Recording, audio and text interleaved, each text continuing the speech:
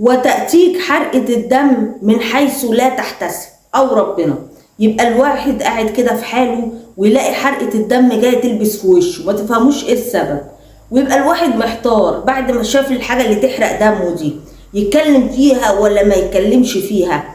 ما هو ممكن كلامه يتفهم غلط، ولكن انتوا عارفين ارمط، انا لا بحكي ولا بقول، انا بقول الحكايه على طول، انا بقول الصراحه واجري على الله، واللي يحصل يحصل ماليش علاقه. انا بقول لكم كلمه الحق اللي ترضي ضميري قصاد ربنا سبحانه وتعالى، واللي من وجهه نظري الشخصيه التي قد تكون تحتمل الصواب او الخطا بقولها ايا كانت هي ايه بقى.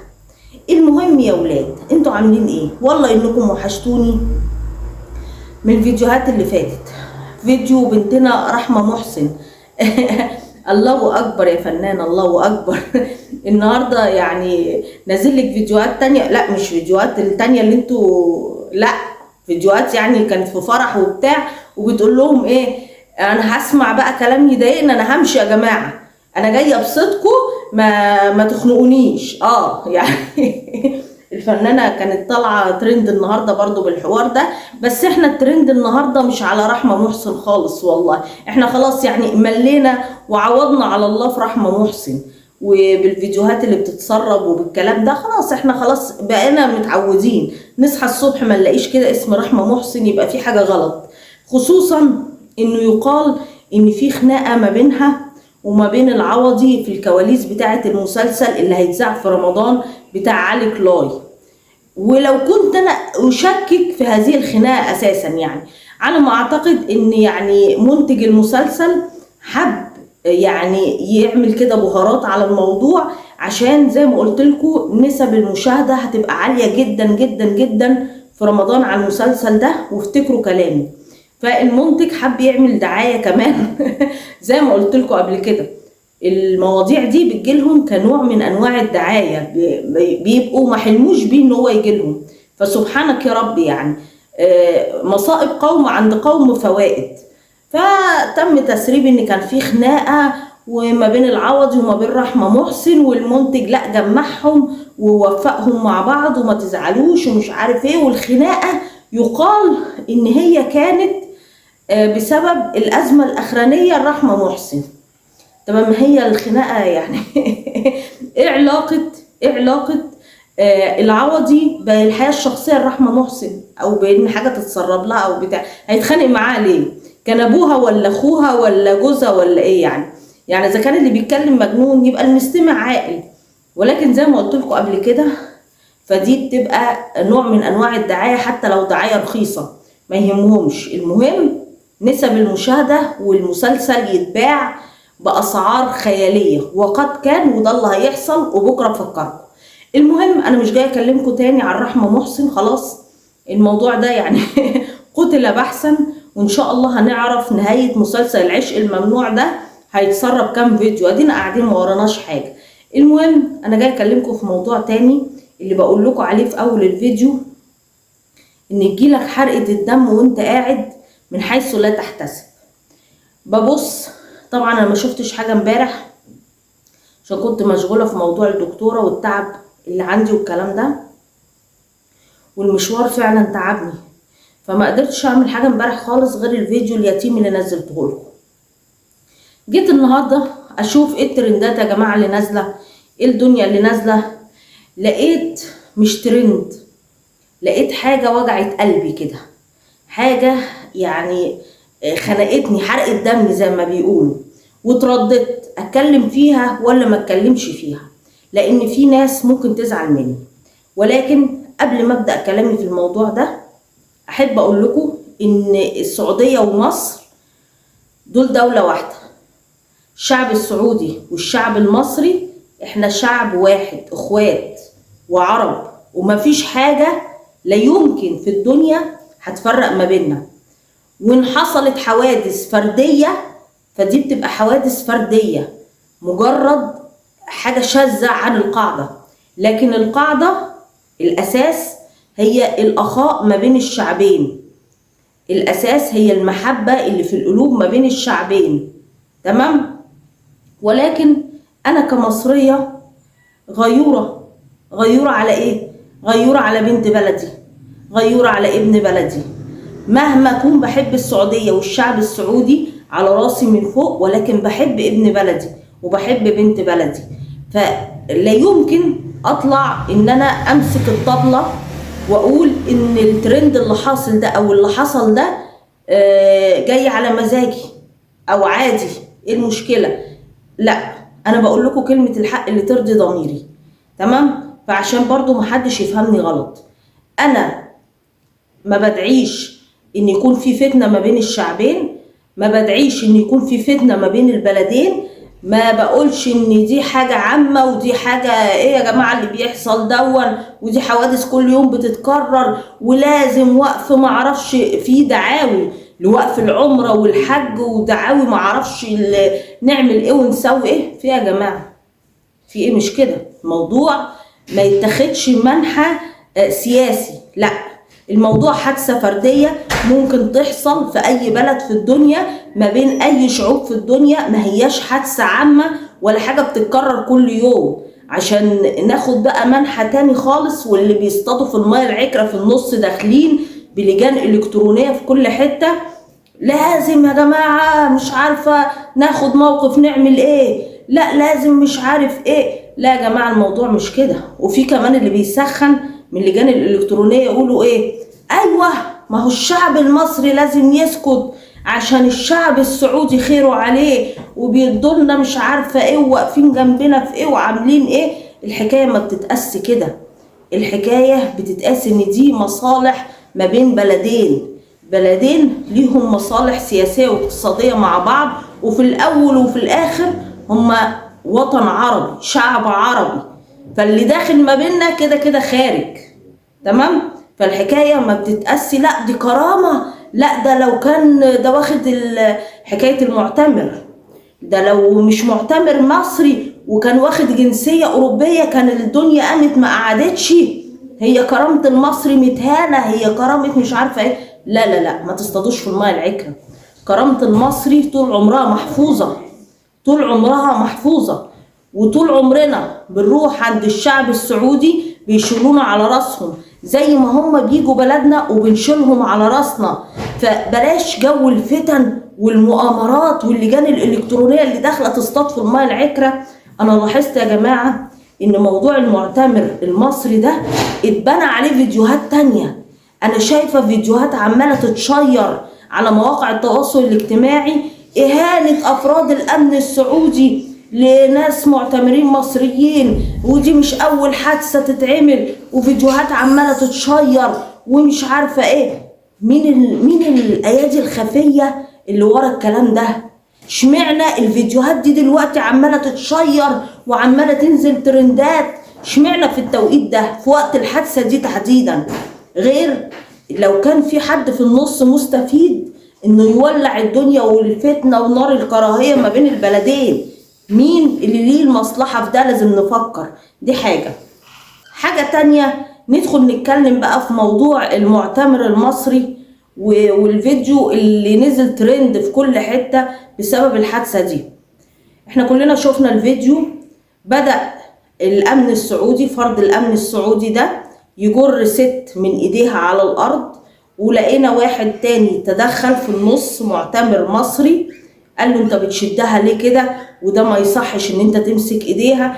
ولقينا الفرد الامن السعودي عمال يزقه وعمال يضرب فيه وعمال مش عارف يعمل ايه، يعني تصرفات لا تليق بفرد الامن عموما في اي حتة في الدنيا، مش بس في السعودية. انا مش بخصص هنا حد، انا بقول لكم عامة. اذا كان انت فرد امن يعني ايه مهمتك هو الحفاظ على الامن، مهمتك هو الحفاظ على الاستقرار، مهمتك هو امن الناس دي، مش انك تمد ايدك عليهم او انك تتبلطج عليهم. في الفيديو زي ما احنا شفنا الفيديو المنتشر للاسف، الفيديو المسيء الى الحرم المكي اكتر ما هو مسيء لاي حد في الدنيا، هو مسيء للمكان المقدس، للمكان الطاهر ده، المكان اللي محرم فيه اي حاجة في الدنيا تتعمل، سواء لفظ او كلمة او اي حاجة، فما بالك بفرد امن؟ انت المفروض هنا لخدمة المعتمرين، ضيوف الرحمن، ضيوف بيت الله الحرام، فانت جاي خادم ليهم، جاي حفاظا على امنهم، حفاظا على استقرارهم، مش عشان تمد ايدك عليهم. دي مصيبة. اذا كان انت كفرد امن بتستعمل لغة البلطجة ولغة العنف ولغة مد الايد، يبقى الانسان العادي هيعمل ايه؟ هيطلع بقى مطوة من جيبه ولا هيعمل ايه؟ ما انا مش فاهمة. اما انت المفروض ان انت رجل امن وتعمل كده. وتعمل كده فين؟ يا ريت في الشارع، ده في مكان مقدس. ملك السعودية نفسه اسمه خاتم الحرمين الشريفين، فما بالك انت فرد امن؟ فرد امن في منظومة عليك بضبط النفس، عليك بانك تحافظ على النظام، عليك ان حتى لو في حد خارج عن القواعد والتعليمات الموضوعة الامنية، فانت عليك تتعامل بشكل امني معاه، مش بشكل عنف وبلطجة. هتقولوا لي يا رباب ما نفرض ان يعني الراجل دون عمل مصيبة او خرق التعليمات، او الست دي اللي كانت قاعدة في الارض وهو بيزقها من ايديها وبيشدها كده من ايديها، الست دي مثلا كانت بتعمل مصيبة، عليه ان هو يتعامل بالقوانين مش بالبلطجة. يا جماعة هو احنا قانون الغابة اللي هيحكمنا بقى ولا ده قانون ايه؟ المفروض في حاجة اسمها امن. فانت لو لقيت ان في تعدي من المعتمر او من الست اللي انت سحلتها بايديك دي ومسكت ايديها على الارض، وده ممنوع، لان كده يعتبر ان انت بتتحرش بيها، ده ممنوع. فلو فرضا ان هم اخترقوا التعليمات الامنية، فانت عليك ان انت تتعامل معاهم بالقانون، تتصل وتجيب لهم الشرطة يجوا ياخدوهم ويحققوا معاهم ويشوفوا هم عملوا ايه. لكن اسلوب العنف واسلوب البلطجة واسلوب مد الايد ده مش اسلوب فرد امن في اي حتة في الدنيا. ما عليكم من السعودية، بس مش اسلوب فرد امن اساسا في اي حتة. تخيلوا لو الحادثة دي عندنا احنا هنا في مصر، الدنيا كانت قامت ما قعدتش. ازاي فرد امن يعمل حاجة زي كده؟ دي مصيبة، دي مصيبة. المصيبة الاكبر بقى اللي انا يعني شفت بيان من السعودية، معرفش هل البيان ده اللي متداول على جميع مواقع التواصل الاجتماعي، البيان ده فعلا السعودية اللي نزلته ولا لا، مش عارفة، لان البيان كان مستفز بالنسبة لنا شخصيا. البيان بيقول ان تم القبض على المعتمر المصري، تم القبض عليه والتحقيق معاه. هو المفروض احنا بنقبض على المعتدي ولا المعتدى عليه؟ يعني الراجل ده زي ما احنا شفنا في الفيديو بيقول له ما تمدش ايدك. سوري يا جماعة على حالة العرق والتعب اللي انا فيها دي، سامحوني متزعلوش مني، انتوا عارفين الحالة الصحية اللي انا فيها، بس فعلا انا تعبانة. فالموضوع استفزني جدا. هو المفروض ان احنا بنقبض على الانسان اللي اعتدى ولا المعتدى عليه؟ فاحنا شفنا في الفيديو ان الانسان ده ما مدش ايده، ما قالوش كلمة خارجة، ما عملش اي حاجة، كان بيقول له اتعامل معايا بذوق وادب وما تمدش ايدك زي ما انا ما بتعامل معاك. شفنا فرد الامن مصمم انه يضربه، ومصمم انه يزقه على الحيطة، ومصمم انه يمد ايده عليه، ومصمم انه هو يهينه. فكان من الراجل بيقول لمراته صوري فيديو. طب صوري فيديو ليه؟ عشان يثبت ان هو ما اعتداش على فرد الامن. سمعت ان التهم الموجهة للمعتمر المصري ده ان هو صور ودي حاجة يعني خارقة يعني للقوانين هناك الامنية.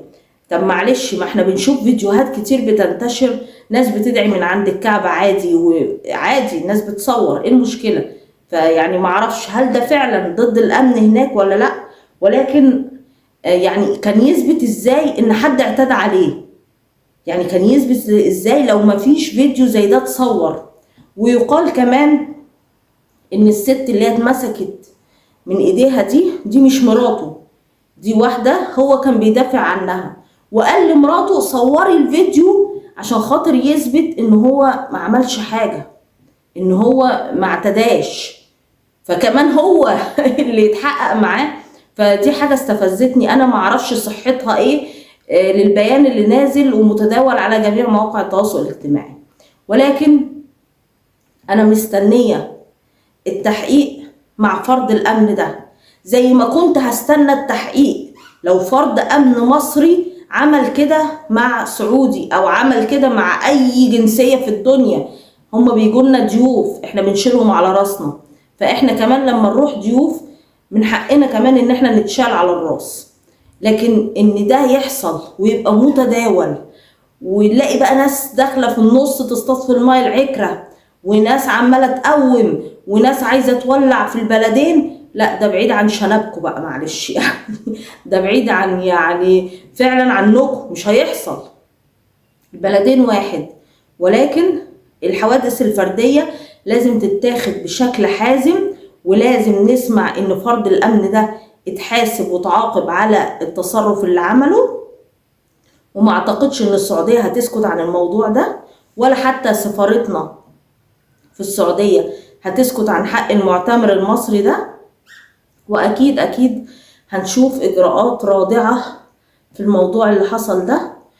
وانا كمصرية انا قلبا وقالبا مع هذا المعتمر المصري، ومع زوجته او مع الست اللي هي اتسحلت من ايديها، ومع ان فرد الامن ده ياخد عقابه زيه زي اي فرد امن في الدنيا تجاوز حدود مهنته. هو تجاوز حدود مهنته يا جماعة، يعني ده ما حافظش على يعني القسم اللي هو اقسمه. المفروض انت يعني حالف يمين ان انت تحمي الناس دي. الامن والاستقرار مسؤوليتك، ما يكونش التعدي والبلطجة بايدك انت. يبقى هنعمل احنا ايه بقى مع البلطجية؟ هنتعامل معاهم ازاي؟ الكلام ده يا جماعة حادثة فردية لا تمثل قاعدة. والحرس الامني هناك في فيديوهات تانية متداولة على الناحية التانية برضو بحسن المعاملة، وانهم بيساعدوا الحجاج والمعتمرين، وانهم ناس محترمة جدا. ولكن دي حوادث فردية ولازم طبعا يتم التحقيق فيها. وفي الاخر لينا يعني ان احنا نحقق في الموضوع ونشوف الدنيا هتمشي على ايه. وبنكن كل الاحترام للشعب السعودي، وكذلك طبعا للشعب المصري، دي حاجة محدش يقدر يختلف عليها. واكتبوا لي رأيكم يا جماعة في الكومنتات، ما تنسوش لايكات كتير لأنمط، عشان والله انا بصوا يعني بتكلم بالعافية. واشوفكم على خير في الفيديوهات اللي جاية. السلام عليكم ورحمة الله.